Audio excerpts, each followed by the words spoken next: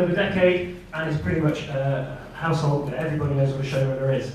Today with us we're having a masterclass from a man who's one of the people who've helped elevate showrunners among the superstars of modern television. Having made his name with on Star Trek Next Generation and Deep Space Nine, writing some of the show's finest episodes, he went on to reinvent the space opera with the brilliant, critically acclaimed Battlestar Galactica reboot. He's also worked on Carnival, Helix, and written several movie scripts. And right now he's based here in Scotland, making an adaptation of Diana Gabaldon's Outlander series.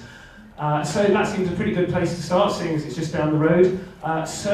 Before we start speaking to Ron, let's take a look at Outlander.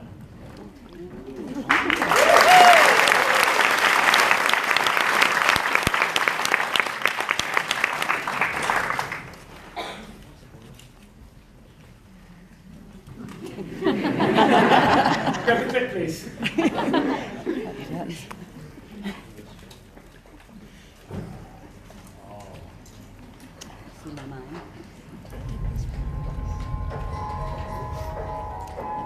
You lived through all these years. Yes. You know when things will happen. I wouldn't want to bear that, but promise me that we'll always find a way back to each other. I promise.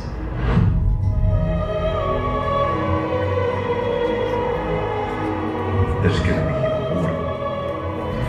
We will unite the clans and we will march to glory. Whatever happens, make sure you're safe. I know when the rising begins. And you know how it ends too. And it doesn't end well. No, unless we stop it from happening altogether. Change the future. Such a thing even possible? Since when were you not up for a challenge?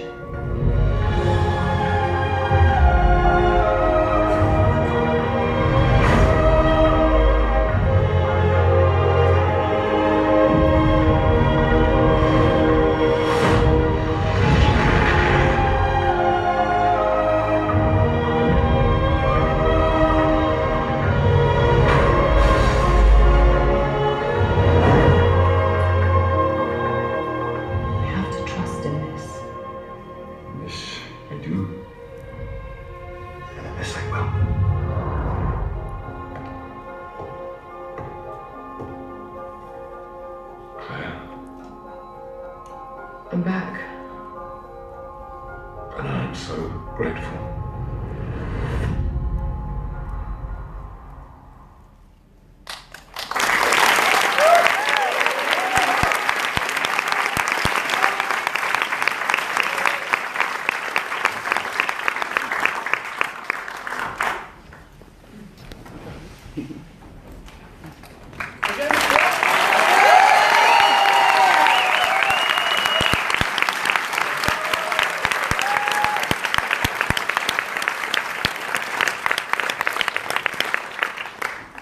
Good afternoon, Ron. Hello. Hi, so we're going to talk a little bit about your career. And we're going to go all the way back to the beginning very first. You got your sort of start on Star Trek The Next Generation, but you kind of got in there in quite an unconventional way, didn't you? So can you tell us a bit about how you started writing for the show? I got a great break. I was living in Los Angeles trying to be a writer, and I'd taken a variety of jobs. I was a messenger, I was an animal hospital receptionist, I did personnel, I did all kinds of things. And then one day I started dating this girl, which is how every great story starts. And, she found out that I was a Star Trek fan because I had posters of Captain Kirk in my apartment. And she continued to date me anyway. But she said, I have a connection to The Next Generation, which at that point was in its second season. And she said, you know, they have a set. And every week, if you were on a certain list, they had regularly scheduled tours of the Star Trek sets, and she said I could probably get you on that tour. I was like, oh my God, that'd be amazing, please, please, please. And so she made a call and she said, it's all set up, in about 6 weeks, you're on the tour. And I sort of decided to take a shot. I wrote a spec script and tucked it under my arm, and when I took the set tour, I conned the guy that was giving me the set tour into reading it, and he kind of liked me, and he read it, and he liked it. And he turned out to be one of Gene Roddenberry's assistants, and he gave the script to the woman that became my first agent. She submitted it to the show. It sat in a slush pile for 7 months. The executive producer came aboard at the beginning of the 3rd season, was looking for material, started going through the slush pile of unsolicited scripts, found mine, liked it, bought it, produced it. Asked me to do a second one, did a second one, and then I got a call a couple weeks later saying that he had just fired one of the writers and could I show up tomorrow to be a staff member. And I was like, oh, and I was there for the next 10 years. So it was a very lucky break, and when I had the right script at the right time, and I really believed that I could write that show, and I just knew it. It was in my blood, and I just took the opportunity that was that I suddenly found myself. I mean, how much have you thought about writing for TV before that? Did you see it as a possible career, or is it? It was something I think I always wanted to do. I came from a very small town in California, and being a writer wasn't a real job, so I didn't really think that I could do that. But I always wrote growing up. I wrote a play in high school that no one else did in my high school. I just wrote a play, and they put it on. And then I was in a literary society in college, but I thought I wanted to be a lawyer or something else, and it wasn't until I flunked out of college and had nothing else that I kind of turned to writing. A friend of mine said, well, why don't you come back to California with me and be a writer since you're not in school anymore? And I said, yeah, that's a good idea, let's do that. And I just bought a one-way ticket to LA and started over. Now, on Star Trek, you've been part of the writer's room, which is kind of not something we see so much in British television. So can you tell us about the dynamics of that and how much you sort of work by yourself, how much it's a collaborative thing, I guess? Well, the writer's room, in my opinion, is kind of the lifeblood of American television. And in truth, every show does it a little bit differently, depending on who the showrunner is and the style in which they like to run a show. The way I was trained and the way I kind of continue to do the show, or all the shows that I run, is that the writers all meet as a group together. It's a very collegial atmosphere. The showrunner, in my opinion, is first among equals in that room. It's not that, it's here's what we're going to do and you all have to follow me. It's sort of, okay, what's the best story? How's this all going to work? Ultimately, my job is to figure out what's the best idea, who had the best notion, and let's go in that direction, whether it was mine, whether it was yours, whatever. But essentially, the writers meet as a group on every single episode. So at the beginning, you're putting the cards up on the board, and you say, we have 13 episodes this year. Let's try to lay out what the 13 are, just in a one-line, log-line kind of sense. We argue about that, we shift them around, and then, okay, now let's focus on the first episode. And then you'll spend days, potentially, or one day if you're lucky, breaking that story, which is the process of literally breaking it down into discrete acts and into discrete scenes. So you're sitting there with the other writers, and it's, all right, we're going to start this episode, the Enterprise pulls up to this planet, what's going on, and then we'll break it down into each individual scene, who's in that scene, what happens, what's the structure of the show. And that process, like I said, takes hours and sometimes days because you're literally creating the structure of what the individual episode is. And then one of the writers in that room will be the one that then goes off and writes the teleplay based on the structure that we've broken out. And I think that's invaluable for a lot of reasons, primarily because all the writers have been invested in all the episodes of the series, not just their own. And each of them understands what the overall idea is of the show, what the continuity between the characters are, what the style of episodes we're doing, not repeating beats that someone else is doing. So all the writer and producers have an investment in the entire series, and then you can help each other out when you're having a problem with your script. I might pitch you a scene, or you might come to me and say, could you help me work this out? And that only works because you and I were both in the room together when we did the original break. Now, you gradually worked from writer, you were a script editor, producer. I mean, how does your life change when you sort of do that? I mean, how does the role change? I mean, are you thinking more about the money side of it and how it's going to actually get on the screen? Well, and when you're going in a writer's room in an American system like that, and I had an unusual career because I was on 2 shows for such a long period of time. Those shows don't last that long. But essentially, working your way up through the ranks like that exposes you more and more to more aspects of production. So, as when I was just starting out, I was just a writer. then I would go to production, start going to production meetings, start having conversations with directors, start having conversations with makeup, wardrobe, set design, editing, all the different aspects and components of the show. And the more the writer is in those meetings and having those discussions, the more you start to understand the nuts and bolts of television production. So you get to a level of seniority where suddenly people are delegating, the executive producer is then delegating to you to, okay, will you go deal with this aspect, go figure out how we're going to cut some money from this episode, and that only kind of comes with familiarity of the process. Because when you get to the top of the ladder, if you're going to be a showrunner or something like that, it's not enough to just be able to write the show, create the show. You also have to be able to know how to problem solve in a very nuts and bolts way. Every series, no matter what it is, no matter how much money they shovel at you, it's never enough, and you never have enough time. So whatever your script is, you're going to be faced with certain common production problems. The script is too long, the script has too many sets, the script is too expensive. Now, the producer side of me has to then combine with the writer side of me and realize, all right, what are the sets I can lose? What are the sets I can combine? What are the cast members I can discard? Who's a mistake to discard? This character might only be in one scene, but it might be the most important scene in the script. And I need to balance those needs of the financial and the sort of production responsibility with the creative needs of the show. And that's a hard thing to teach, that synthesis. It's like you have to sort of be on a show for a certain amount of time and have worked your way through the ranks, or at least been involved with it in some fundamental way, to understand that these are the trade-offs you have to make. Because your writing instinct is to not cut anything, not change anything. What are you talking about? This is the vision, this is the perfection of it. And the producer side of you is like, well, cut everything. I want to spend anything. So you have to have both those things in your head and figure out a way to make them work together. So you're part artist, part pragmatist. Yeah, that's a good way to put it.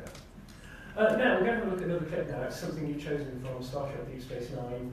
It's from season 7, episode Once More Into the Breach. Now, can you tell us a little bit about why you chose this clip? Mostly because I haven't seen it in a very long time. I haven't, this was, as I recall, this is an episode where we brought back a character from the original Star Trek series called, it was a Klingon named Kur, and he's an old Klingon, and at this point in this Deep Space Nine saga, there's a war going on, and now we're aboard a Klingon warship, and it's out to war and fighting its enemies, and Kur is like the old guy that used to be a great hero once upon a time, and now he's come along on this mission, and just before this scene, he really screwed up on the bridge. He was really lost and gave bad orders, and people got upset, and now they're kind of mocking him and making fun of him, and I found it a very sort of melancholy, very sort of like touching scene, especially in the context of the Klingons, where all these big, brash, bravado guys, the samurai and Vikings combined. And there was something I found interesting about playing a different aspect and feeling the heartbreak of what it is to get old, even for the Klingons. Can we read the clip, please?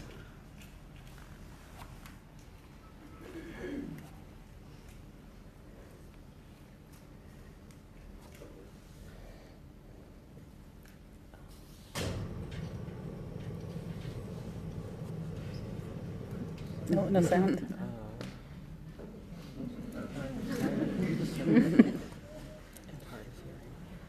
Or not. See, if I'd seen this recently, I could narrate this for you. Sort of like, see, here's the old one, and then you want to stop and reload? Well, I mean, the Klingons are doing their thing. You wrote a lot of Klingon episodes. Did you go for those episodes, or did you just end up falling in your lap? It was sort of an odd thing. My very first season on the show, I was one of the few people that was known as a fan on the series, a true fan of the original, and like had bled Star Trek, right? So Michael Piller, who was the new producer, the late Michael Piller, who was the executive producer who hired me, was asking me for sort of some basics on who are the Klingons and who are the Romulans. Just write me a memo and tell me who these guys are. So I just sort of bashed out what I thought, as a fan, the Klingons and the Romulans were, and like 2 pages on each of them. And then he gave me these 2 scripts that they were having trouble with that dealt with the Klingons.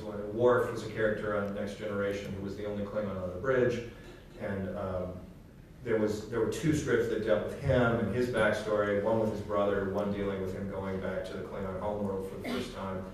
And I thought, oh, we could combine these two scripts into one story.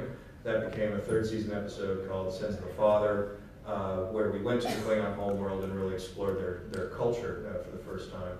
And so that was like the first thing. And then after that point, if there was a Klingon story in the works, suddenly it would be, well, Ron, you should do this next one.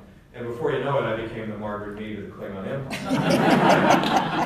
Oh, of course, this is the Klingon mythology, according to me. It's just one of those things that happened. I mean, was that, as a fan of the show, was that an exciting thing to do? I mean, with Klingons, I mean, you have established so much of that lore.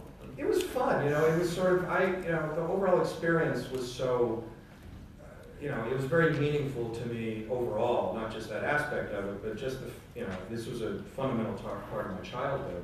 And to be able to, take a break from my work and, I need to clear my head. I think I'll go sit in the captain's chair on the Enterprise. It was an amazing experience for a variety of reasons. Did you ever find you had just separated that bit of being a fan with being, it was your job, something you had to be professional about? That was a fundamental lesson that I learned then that I carry now, and just in terms of dealing with fans now on this side of the curtain. There's an impulse as a fan on a show that you're trying to protect that which you love. To be a fan is to be passionate about something. So there's a part of your heart involved with this show, right?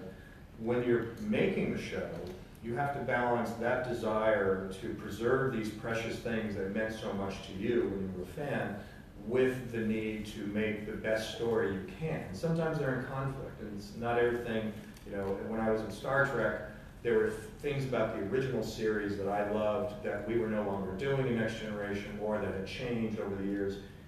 And I had to just kind of roll with that and change and go, okay, well, that's not what we're doing. And some things from the original series just didn't work, 20 years later. And you had to kind of accept that and find a way to sort of still feed that part of you that cares so much about this property, with the desire to tell the best story you can, make it work for today's audience, and still feel like I'm doing Star Trek.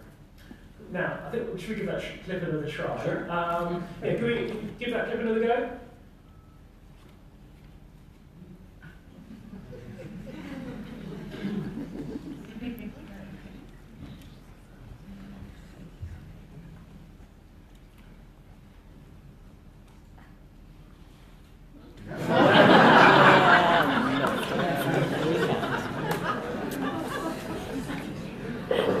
Well, we should.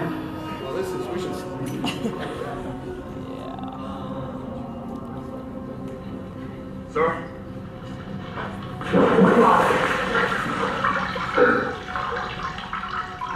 Tell me where the warhead is, otherwise you're gonna drown in that bucket. I can't drown. I can't die. Right. Commander Adama mentioned that, how if your body dies, your consciousness is downloaded or transferred into another body or something like that. No, exactly like that. You see, I've been thinking, why is this Cylon willing to talk at all? Why does he care if we destroy his body? Won't he just transfer away and laugh at all of us and our stupid human ideas?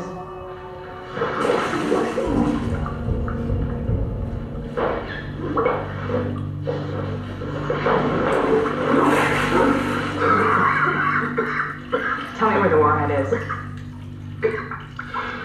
This is not your path, Starbuck. You have a different destiny. Don't interrupt me. You see, I'm gonna dazzle you with my poor human brain. You see, I think that you're afraid. You're afraid that we're a long way from home. What if you don't transfer all the way back? What if when you die here, you really die? It's your chance to find out if you're really God. Or just a bunch of circuits with a bad haircut. It's not afraid to die. Somebody's programmed you with a fairy tale of God and streams and life ever after, but somewhere in that hard drive that you call a brain is a beeping message. Error. Error. Does not compute. I don't have a soul. I have software. If I die, I'm gone.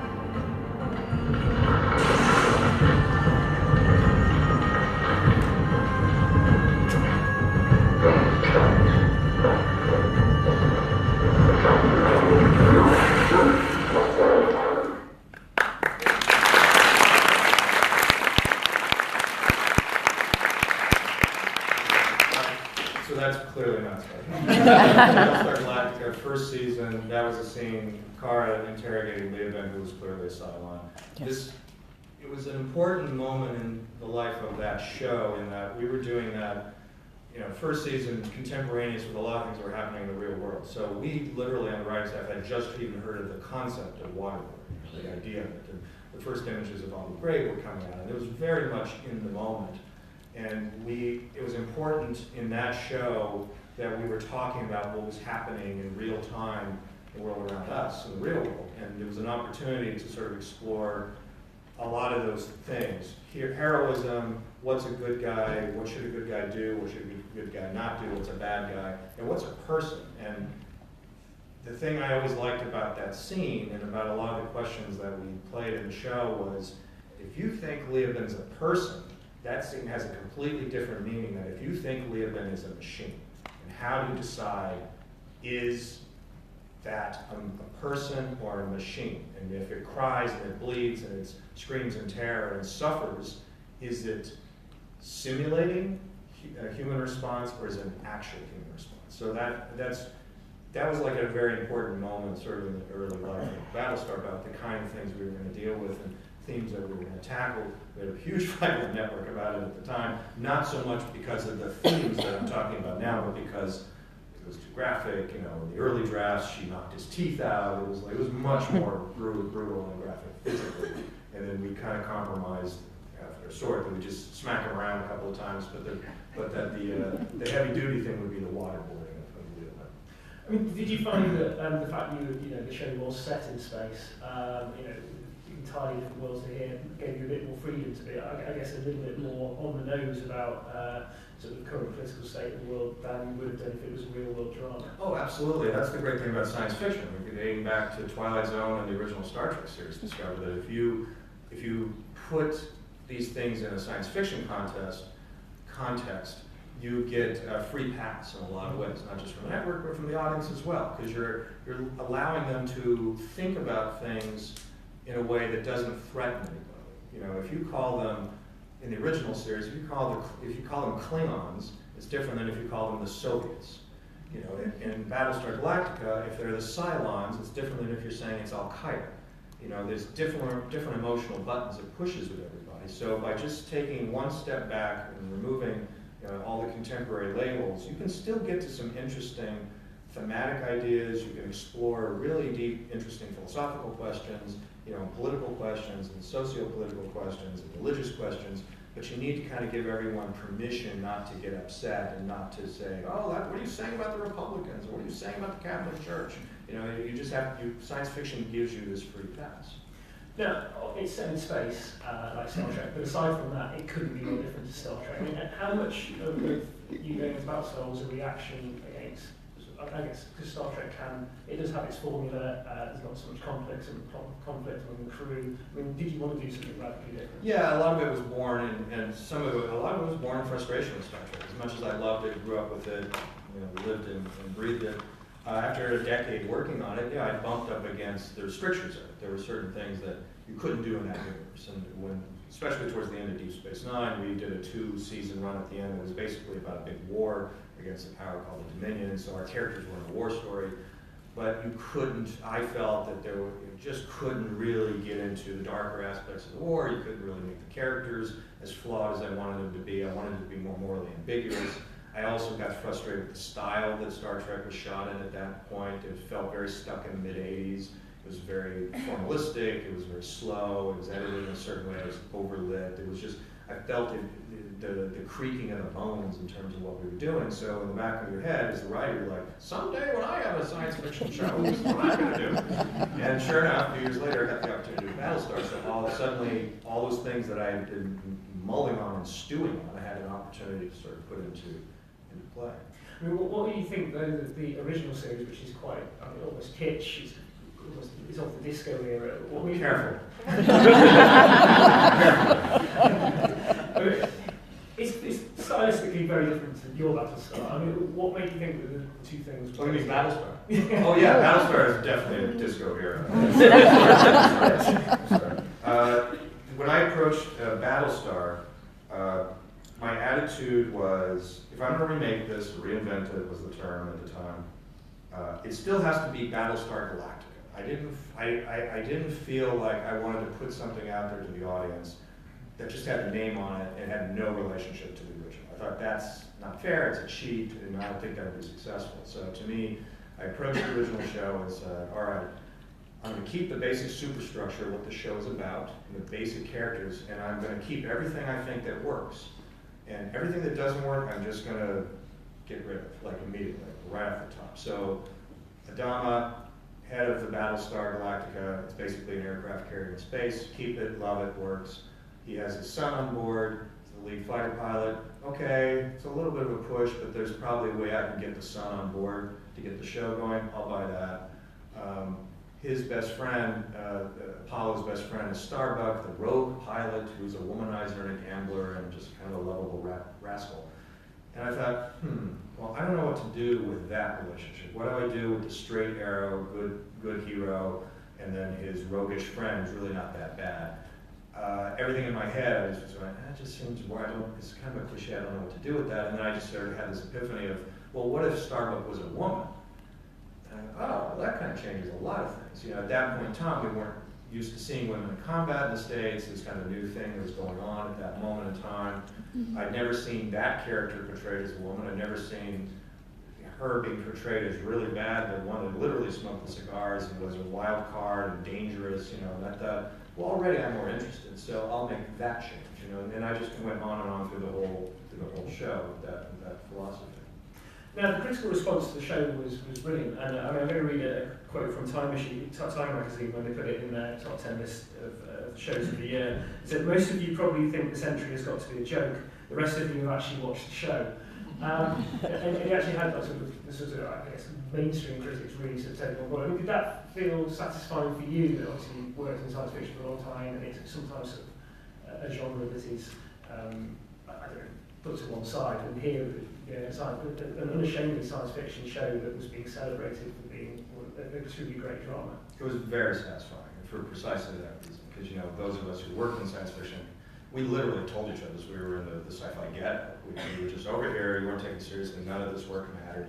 I spent a decade of my life at Star Trek on 2 different television shows. I am credited on somewhere in the neighborhood of 60 episodes total, not to mention the ones that I just worked on. But when I left that franchise, and I was like, okay, I'll do something else now, my agent at the time said, well, you should really write some spec scripts.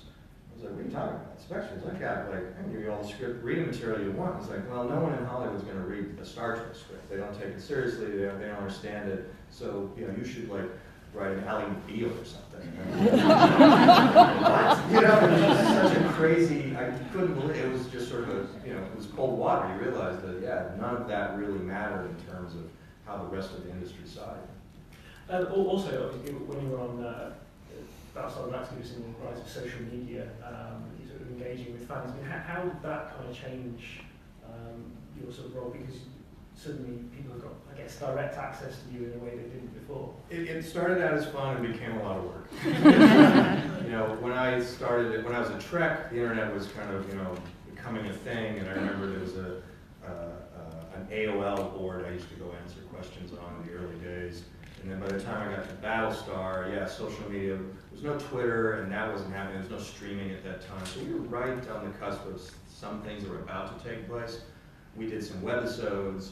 I didn't know what a webisode was until they told me. I never heard what a podcast was. You know, Sci-fi came to me once and said, would you do a podcast each week on a show? I was like, what's a podcast? He said, it's sort of like a radio program. And you can do like a DVD commentary. I was like, oh, DVD, I get it. You know, podcasts. And then as time went on, then I did a blog, and then you start getting more involved to Twitter and social media. It is an enormous time suck. I mean, it's sort of, I do it sporadically at best. At first, like any gadget, because I'm a gadget person, I love it for the first 2 weeks, and then it's like, and it's sort of the same way. My job is a lot of writing, whether I'm writing a script, or I'm writing notes, or I'm writing memos, or emails. There's a tremendous amount of this involved in my life, and so to then be done with that, and think, oh, now I'll go on Twitter, or now I'll go on Tumblr, or now I'll go on, you know, fill in the blank. it's just like, no, I want to watch baseball. Now, going from sort of back to Earth, Outlander, which is very different to the shows we've kind of associated with before. Was that part of the appeal of sort of adapting these novels? It was the first time I had really adapted something, so there was a freshness to just a different challenge. Like, okay, what's an adaptation like? You know, how would you go about this? And when I read the novel for the first time, it was with an eye towards making it into a piece of work. So it was a very different experience than adapting something. You know, Trek was something from my childhood. Battlestar was something I always saw in my childhood. So I knew the property as just an audience member. Outlander was approaching it from a very analytical way. So I never had that experience. Unfortunately, I'm just reading a book for fun, for pleasure. For the first time, I'm immediately going, okay, what would I change here? How would this work? What's the structure of the show? Blah, blah, blah. So I approached it from that point of view. But once I got into it, I knew that, okay, there's a huge fan base of readers out there that exists prior to the show. My job as the showrunner is to figure out how to service that audience and also bring in a new audience that has never read these books. And that the show, week after week, has to function on both those levels simultaneously. And that's the trick I've learned about doing an adaptation, is you're adapting something that a big chunk of your core audience already sold on. They already love it. And they're watching you to make sure you don't screw it up. And then there's this other chunk of audience that doesn't know from Outlander. And it's just a piece of television. And to them, the story better make sense. They better be able to connect with these characters. They better be able to hook into it as if it's any other show. And I always use my experience watching Game of Thrones. I watch Game of Thrones. I like it. I appreciate it. I'm just, you know, I'm one of the audience members of it. But I've never read those books. So that experience kind of teaches me a lot about, all right, there are times I'm totally lost in Game of Thrones, and I have to hit pause and ask my wife, okay, who is this again? Where are we? Do I have to go back and look at that map at the beginning of the show? So I try to bear that experience in mind so that our audience hopefully is able to follow along and appreciate the show whether they've read the books or not. Does that change the way that you write as well? Because I guess you've got to kind of capture someone else's voice, whereas on the show where you're the originator, you establish it. Yes and no. You're not capturing Diana's voice in the show so much as you're capturing her world and her story. Because Diana's voice is there for you on the page. When you read the book, or any book, the author is speaking to you directly. I mean, they're having a one-on-one conversation with you. You're enthralled with their voice, and they are talking to you continuously throughout. The TV show has a vision of feeling and vibe that is an entity unto itself. You know, all these component pieces then combined into our voice. What's the voice of our show? What's the rhythm of our show? What's the style of production? How does it look? How does it feel? And it's just, there's so many differences between the experience of being a reader and an audience member that it's hard. You know, we try very hard. We use a lot of Diana's dialogue. We always try to do her version of scenes and stories, and we always start with those versions of things. But in the translation of one medium to the other, some things are lost, some things don't translate well, some things are perfect and are translated surprisingly well. But you're constantly having to make those judgments as you do it. Now, I think it's time to watch another clip. This is something from Series 1 that you've chosen as well. Can you talk a bit about why you chose this scene? I believe this is the scene with from season 1 where Claire is in Jack Randall's office. He's trying to discover who she is, and she's trying to get at his humanity, hoping that he'll release her. And I think he starts talking about flogging Jamie and his backstory and so on. Can you run the clip, please?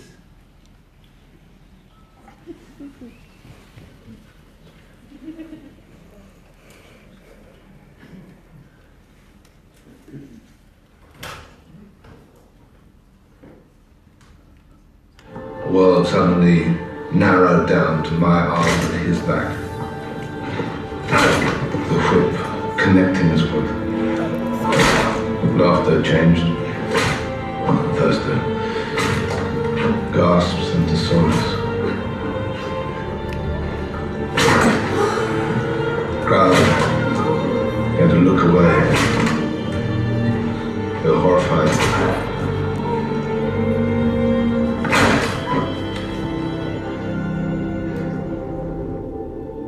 Blind fools. think all they could see was the horror.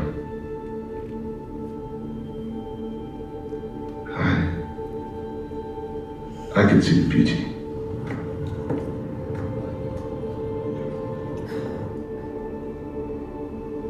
I saw the truth. That boy and I, we were creating a masterpiece. An exquisite, bloody masterpiece.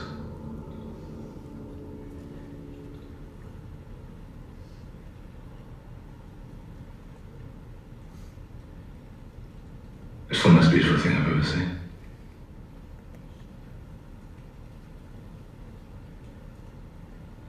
The truth carries a weight that no lie can counterfeit.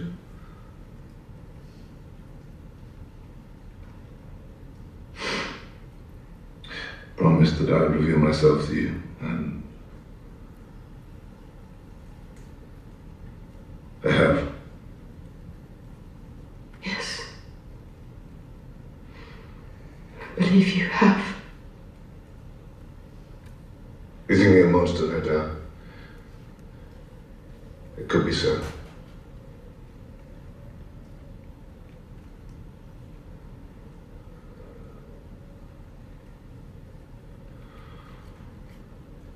The fact that you care what I think gives me some hope yet for your soul. I know one thing, madam. I am not the man I once was. I came to Scotland to fulfill a soldier's responsibility to serve my king and protect my country. Instead, I find myself the watchman of a squalid, ignorant people prone to the basest superstition and violence. The darkness has grown within me. A hatred of the very world itself. I find myself doing such things. Reddish work. Until I no longer recognize the man I've become.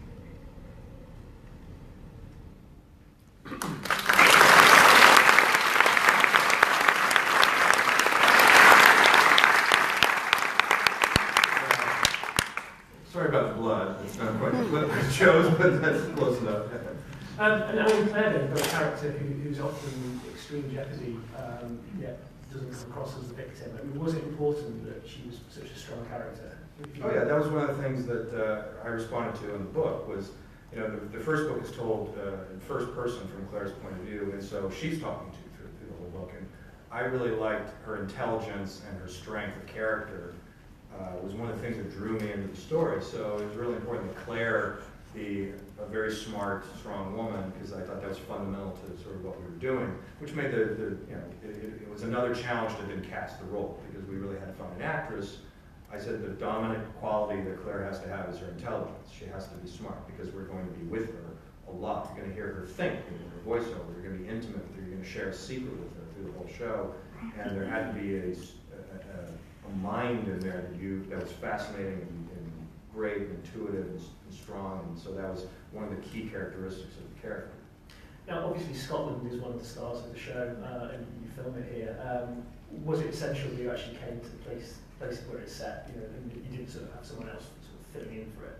Yeah, I thought that was very important from the beginning. I mean, we never really seriously talked about taking it anywhere else. I think there might have been an early conversation about, well, you know, we always look at New Zealand, or, you know, there could be other choices, but never seriously. It was always sort of clear that the best way to do the show was to shoot it here on location. A lot of Scotland hadn't been shot in terms of American television especially, so fresh new landscapes. The light here is very specific, has a specific look. It also gives us access, you know, in the production to local artisans and vendors who know how to actually make these things that we want on the show. You know, instead of being halfway around the world and trying to import stuff, or, you know, where do you find garden, or, you know, what's it really like? What is a real this and that look like from Scotland of the 18th century? Here we can go find it or source it, or at least there's traditional craftsmen and people that know how to make these things, and it makes physically producing a show much easier. The winters must be a challenge though.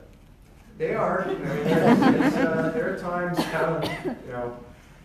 it's very dark here in the wintertime, and so it's hard to shoot any daylight scenes, and it's very cold, and it rains a lot, as you all well know. Although, you can always spot the Americans on set, because we're the ones in all the vortex and big things, and we're walking around like this, and you look over, and there'll be some young lady on the camera team who's in a t-shirt and a vest, and should gone, it's like no big deal. And so, they're a hardy bunch here, and they're tougher than we are by and large.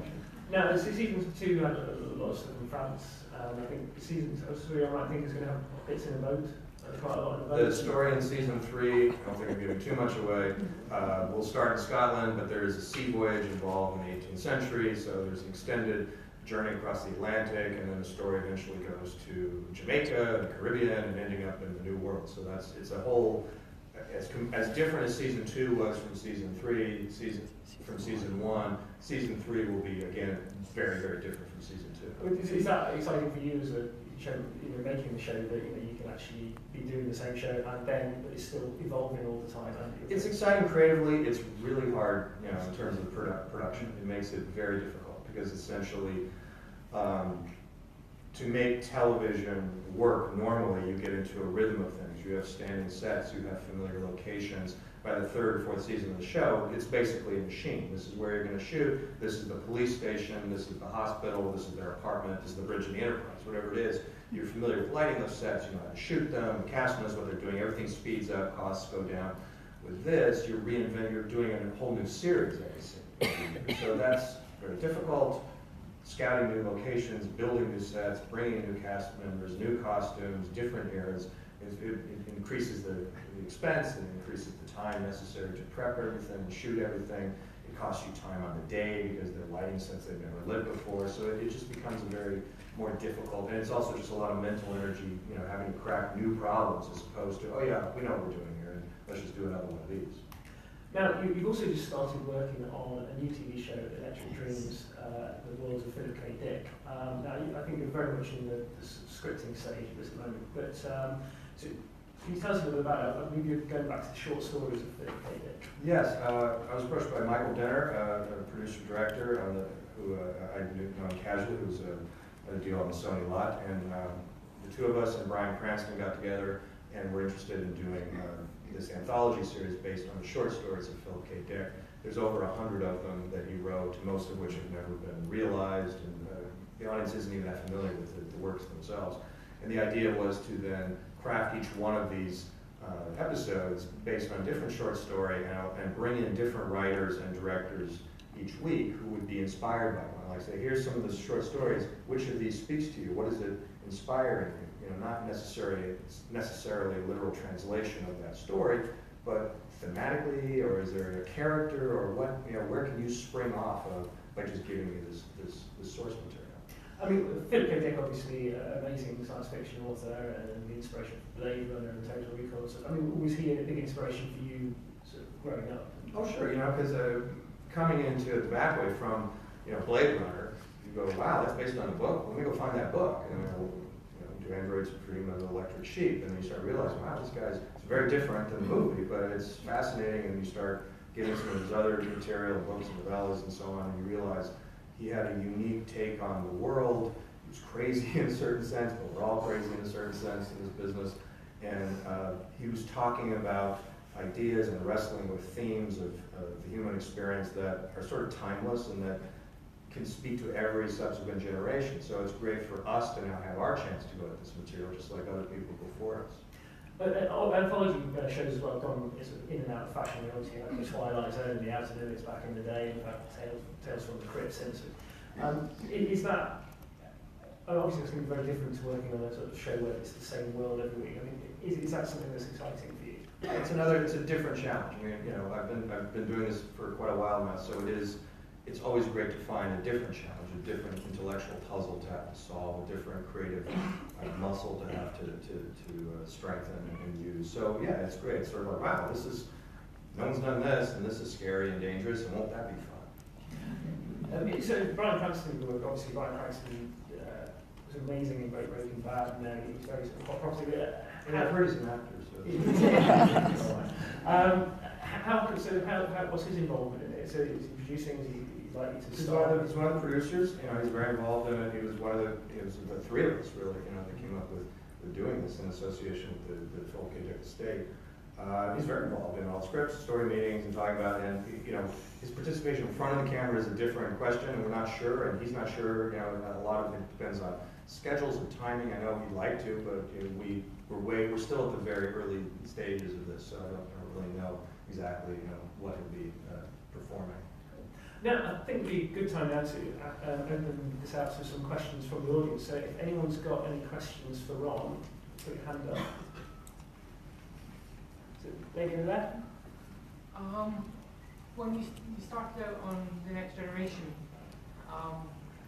the stories were each episode was one story, and then you move on to the next episode, it's a new story. And then you moved on to Deep Space Nine, where you have story arcs lasting for various seasons or more than one season. How did that change affect your skill as a writer? It deepened me as a writer. It was, there was a great resistance in those days of television, or in the 90s, and coming out of the 80s, to do more serialized programming. Primarily because technologically the audience had no opportunity to catch up. There was certainly no streaming, but even DVDs, weren't really around. It was all VHS. Ask your parents.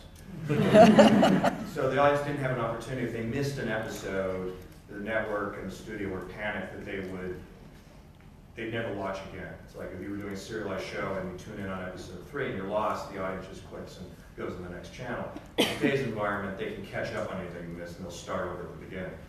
But Star Trek and Next Generation, everything was, the mandate was it all had to be very episodic, but as writers, all of us internally wanted to do more continuing stories because it gives you a chance to embroider the characters more, to develop their relationships, to learn more about them as people. So bit by bit, we would creep in little bits of continuity into Next Gen.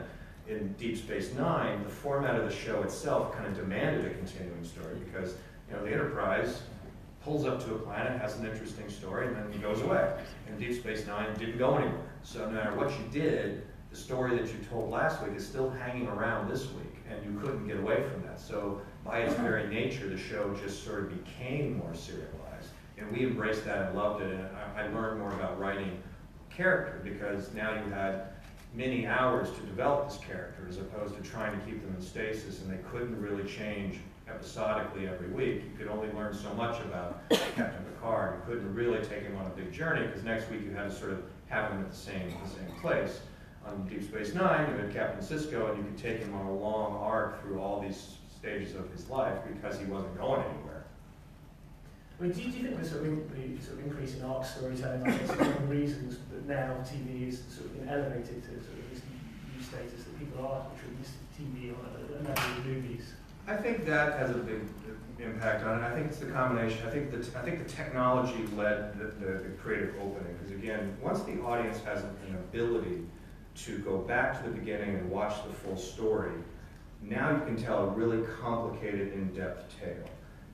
If they don't have that chance, then you have to keep it simple and assume that they haven't seen anything. So once you open up the technological door to longer arcs and the ability to go back to the beginning whenever you want, the audience then can have a richer meal and they're like more engaged, and then you can really hook them into some intricate, convoluted plot. You can do House of Cards, you can do Game of Thrones, you can really do things, because of that you could have never done in a world where you couldn't go back to the beginning.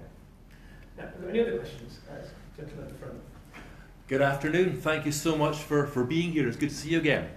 I was wondering, were there any specific instances of episodes you recall on Next Generation or DS9 where, given carte blanche, you would have done them differently despite the repercussions? And do you feel Brian Fuller, coming from a very modern era of television and being broadcast in a very different manner with next year with Discovery, whether he will perhaps be doing a show which you would have liked to have done given the chance?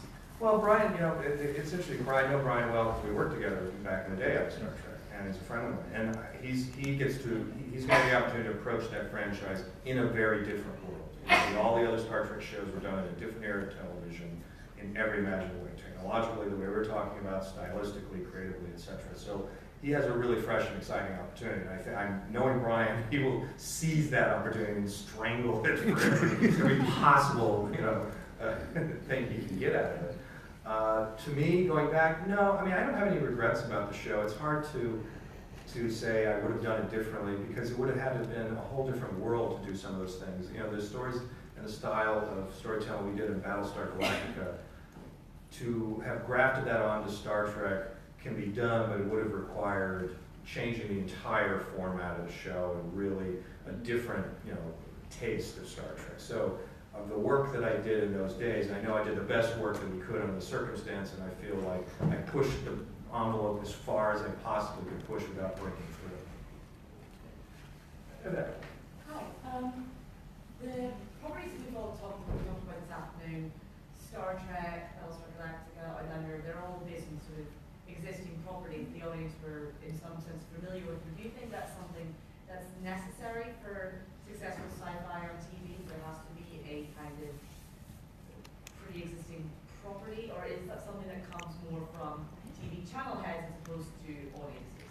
It helps. It helps the show get made. Battlestar is a good example. Battlestar was a show that lasted one season in the 70s, right? It had not been available on syndication. There weren't enough episodes. It wasn't really available on VHS and episodically. There weren't enough episodes. Consequently, the vast majority of the audience had never seen the show. However, Universal had done research and they knew that the title was familiar. People remembered the name, Battlestar Galactica, and they knew it was a science fiction show. And that penetration, that awareness in the market was pretty deep. So from Universal's opinion, they said, look, we don't care what you do with this show, we just know we can sell it. We can at least get people to tune in initially. There's a big step to get an audience to try it for the first time. If you've never heard of this title, and I give you a title, and I say it's stars and stars across the galaxy or something, right? I then have to explain what that is to you. I got to get you interested in it. I got to show you something. I got to tease you. Who are the characters? What does that really mean? There's a whole marketing thing that I have to, just to get you to try it, just to get you to turn it on once. If I tell you it's Battlestar Galactica, part of you goes, oh yeah, I kind of remember that. Well, that's sort of interesting. Maybe I'll check it out. So it gives you a huge leg up on any existing property, not just science fiction, but across the board, which is why you see remakes, it's why you see sequels, it's why you see Hollywood and going to that well. It's not out of, I honestly believe it's not out of a lack of creativity. It's just a simple marketing truth that if you've heard it and you're familiar with it, it's much easier for me to get you to try it than it is if it's brand new, you don't know what it is, you have a busy life, there's a lot of TV out there, why should you try this thing you've never even heard of? I think we've got time for one more quick question. Here. Hi there, my name's Sebastian. Out of all of the shows that you've made and worked on, my favourite character by far is Starbuck from Battlestar Galactica. I really like that character. My question is, how did you come up with the name for the character, and did the end product of how she turned out on screen match what you expected from the beginning? Well, in my version of Galactic, I decided that what were proper names in the original series would become pilot call signs, obviously. So, Starbuck was her call sign, and Apollo was his call sign. So then it was, all right, what's her name going to be? And as my producing partner, Meryl, will tell you, I'm really bad at coming up with names.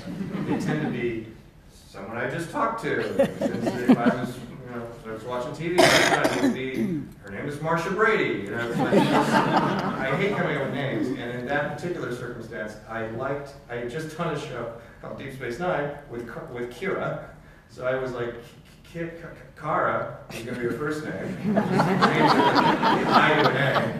And then I need a last name, and I had this book, this big old antique book on my desk that was literally Book of Ancient Names.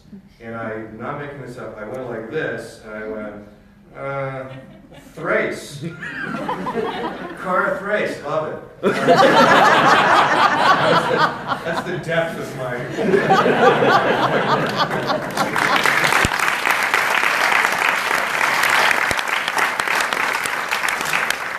Cool. Well, thank you ever so much, Ron. That was an absolute pleasure. I can say I'm a massive fan, so very good. So, thank you very much, Ron. Thank you all.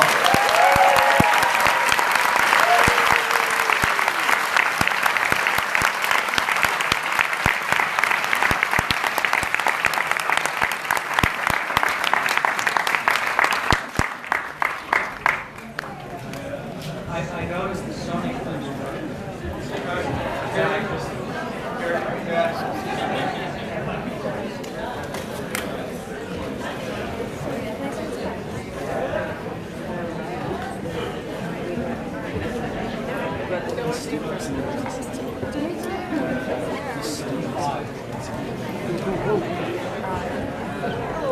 Jump for this. It's okay.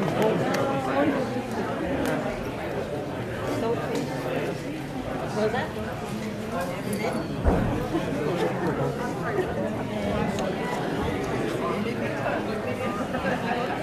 Oh my goodness, this feels right.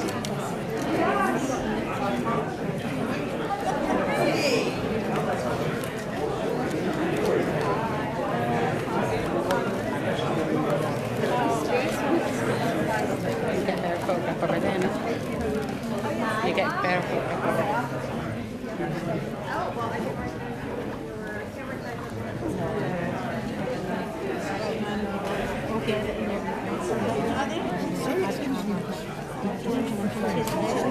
Sorry.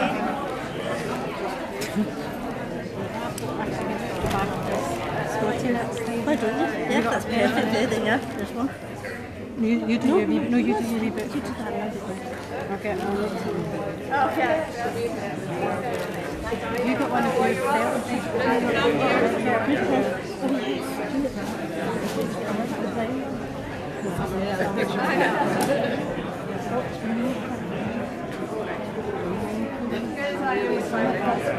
That's fine.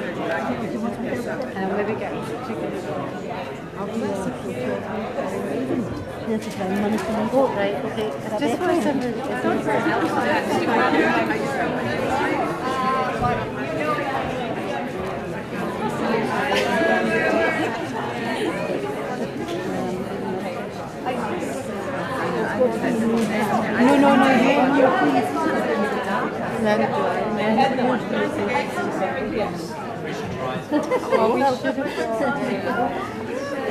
we should have brought them Gary, never in here.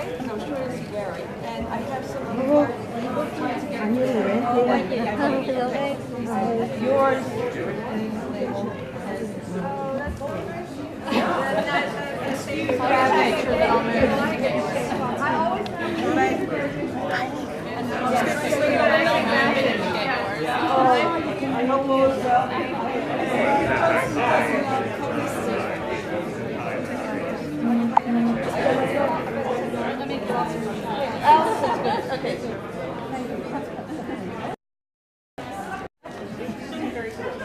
Okay.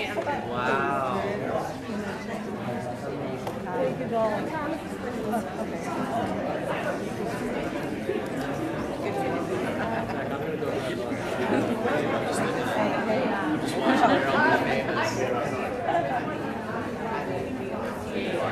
We'll give it about 2 seconds, or you see what it's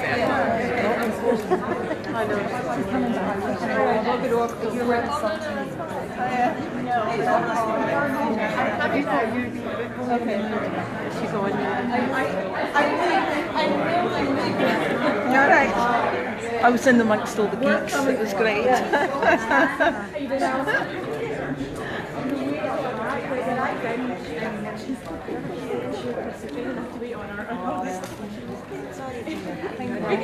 I'm sorry you went there. I was right there. Oh, that's good. That's good.